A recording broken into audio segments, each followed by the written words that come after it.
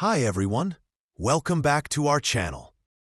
In this video, I'm going to show you how this bot can automatically log in, verify the email, and extract data from a website. Here's the input file, where I've added some details to fetch data from.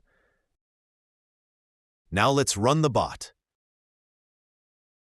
First, it logs into the website and waits to receive the email verification code.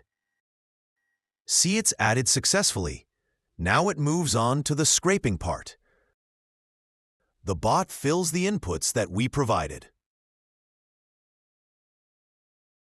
Searches for the listing and starts extracting data from each page.